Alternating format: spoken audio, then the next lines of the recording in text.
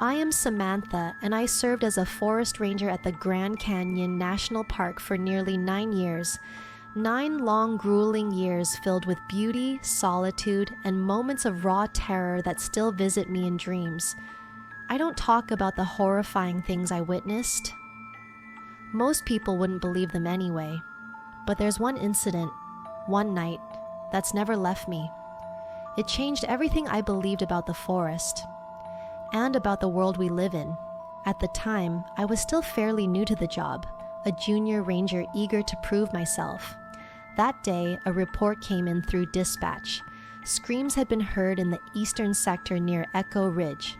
Screams in the wilderness aren't uncommon. Mountain lions, especially during mating season, can sound eerily human. I'd heard them before, long, high-pitched wails that could send a chill down anyone's spine. So when the call came in, I assumed it was just another case of a pride of cougars stirring up panic. What struck me as odd, though, was that Captain Drake, my senior officer, a stoic man with over 20 years in service, insisted on coming with me. This was a routine check. Normally, junior rangers like me would handle it alone. His decision puzzled me, but I didn't question it out loud. Maybe he wanted to evaluate my field work. Maybe he was just bored. We hiked out together, chatting casually as we went. I tried not to show how nervous I was. Drake had a presence that made you want to get every word and step right. As we walked, Captain Drake suddenly said something that didn't seem important at the time, words that would later save my life. Never treat any job out here as too small. Stay alert. Always. You never know what you'll walk into. I nodded and gave a polite, "Yes, sir." At the time, I didn't really get it, but those words would come back to me when I needed them the most. We reached the ridge just before dusk. The light was beginning to fade, and the forest felt unusually quiet. We began looking for signs of mountain lions, paw prints, claw marks, scat, the scent of urine. But there was nothing. No signs of wildlife, not even birds. That's when it happened. A scream echoed from deep within the canyon. This wasn't a cougar. It sounded human. A woman screaming in pure, desperate agony. My heart started pounding. I looked at Drake. For the first time, I saw something in his eyes I hadn't expected. Fear. He didn't move. He just stood there, head slightly tilted, listening carefully. We stayed there for about 10 minutes. The scream never came again. Then suddenly, everything went dead silent. No wind, no rustling. I couldn't hear my own breathing. I blinked and touched my ears. For a moment, I thought, am I deaf? Even Drake looked rattled.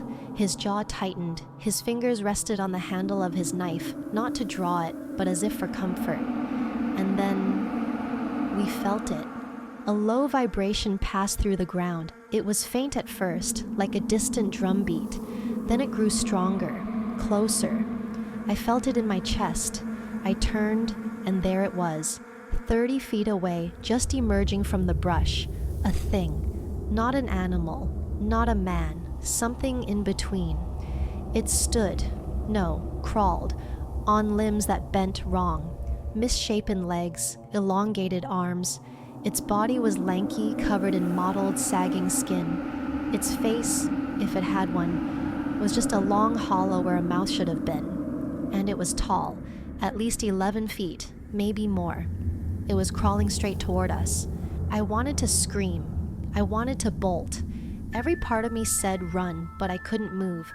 My knees locked in place. That's when Drake grabbed my wrist, tight, and leaned in close. He whispered, "If you want to live, don't run. Don't scream. Don't look at it. Don't move. Just close your eyes." Something in his voice told me he wasn't guessing. He knew what this was. I didn't hesitate. I shut my eyes. I didn't breathe, didn't twitch. Seconds passed like hours. I felt cold air brush my face, something sniffing, just inches away. Then, it was gone. Just like that. The wind picked up, crickets chirped, the forest was back. "Let's go," Captain Drake said quietly. We walked in silence, the crunch of our boots the only sound. I was shaking inside. My mind raced with questions, and eventually they boiled over. Captain, what the hell was that? What would have happened if I screamed or ran? He stopped walking, turned to me and gripped my shoulders. There are things in these forests that don't belong in any textbook, Samantha. They were here long before us, and they'll be here long after we're gone. The best thing you can do is not interfere. His voice was steady, but his eyes betrayed something deeper, fear wrapped in respect. If you can't accept that, this job isn't for you. I didn't sleep that night. I was ready to pack up and resign first thing in the morning. I knew no one would believe me. I wasn't even sure if I believed me, but then, just past midnight, Captain Drake stepped into my tent. He looked softer, human. "Sorry if I was harsh earlier," he said. "These things, they don't happen often. In fact, you might never see one again. But remember what I told you. Stay sharp, stay respectful, and you'll make one hell of a ranger." He turned and left without another word. I stayed, not because I wasn't afraid, but because I respected the forest now in a way most never will. For the next 9 years, I walked paths most wouldn't dare. I helped people. I saw beauty. I saw strangeness. I saw silence too loud to bear. And though I eventually left the job, that scream, that vibration, that thing, it still walks in my memory. So if you ever hear a scream in the forest that sounds a little too human, don't answer it.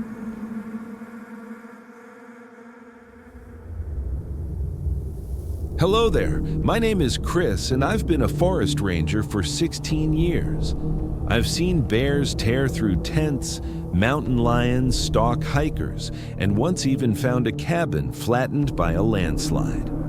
But nothing prepared me for what happened during my first week at the Red Pine Ridge Station in Rockies.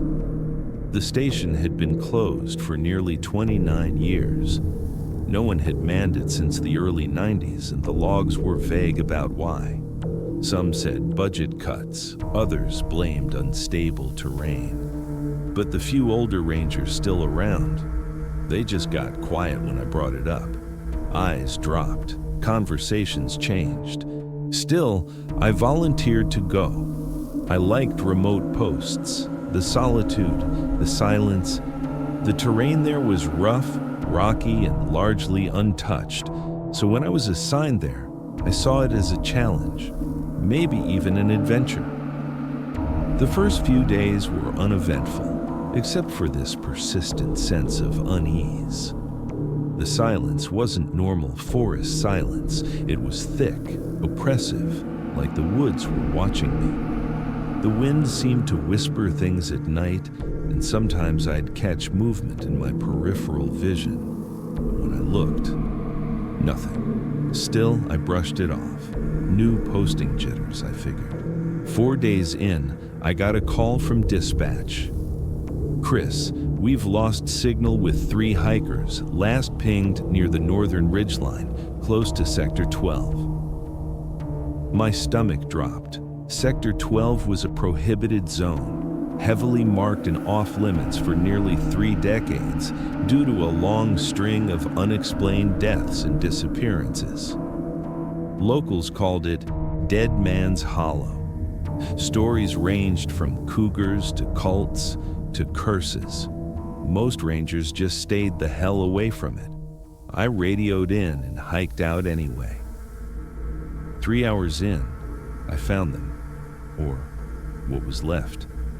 The first body had been skinned, its flesh hanging from a tree like a grotesque wind chime. The second was slumped against a rock, mouth open in an eternal scream, eyes gouged out. The third was barely human. Pieces were missing, arranged like an offering. I'd seen wild animal attacks before. This wasn't that. This was deliberate, cruel. I stumbled away, stomach heaving, and called in the scene. Central said backup would take several hours due to terrain. I flagged the site, snapped photos, and helped coordinate a retrieval team. By the time the sun dipped behind the hills, I was back at the Watchtower, shaken and exhausted. But that night was far from over. At exactly 2:30 a.m., I heard a knock at the tower door. I froze. Then I heard the voice. "Chris, it's Jason from Ridgepoint. Can I come in?" Jason, the ranger from the neighboring tower. We'd spoken many times on the satellite phone, weather reports, patrol patterns, small talk. I liked him, but we'd never met in person. So when I opened the door and saw him standing there, smiling, something inside me screamed. His face was just slightly wrong, too smooth. His eyes didn't reflect light. His uniform was clean and shining, unusual for a forest ranger. He said he got lost while tracking something and wanted to stay the night.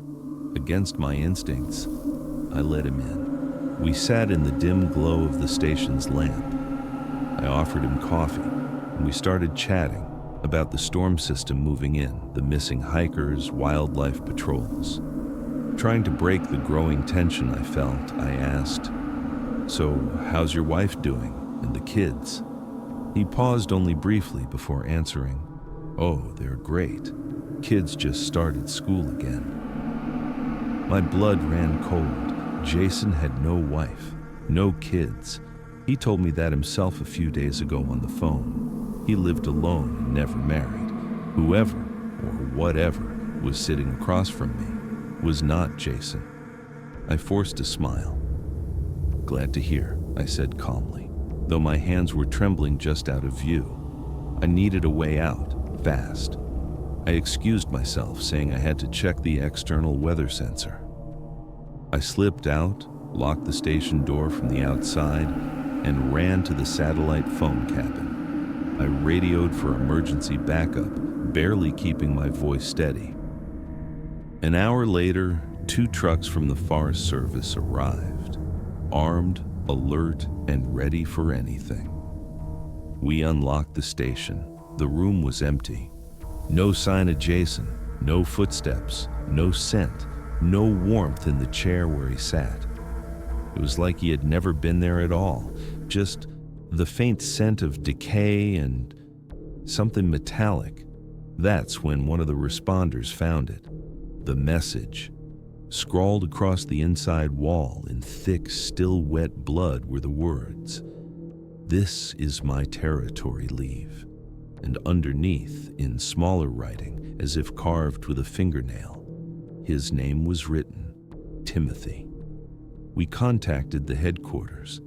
Timothy was the name of the forest officer who died 29 years ago. He used to work at the same station I was assigned to.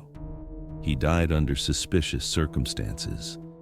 His body was never recovered. They closed the Red Pine Ridge Watchtower again the next morning. Probably for good this time. I never got an official explanation, but I don't need one. And Sector 12? It's been officially erased from all updated patrol maps. No rangers allowed within 5 kilometers of it, but I still dream of that knock, that smile, those dead, flat eyes. Somewhere out there in the dark woods, something walks in the skin of the long dead, and it remembers everything, except the humanity it lost. Whatever was out there does not want our interference. The forest belongs to it now.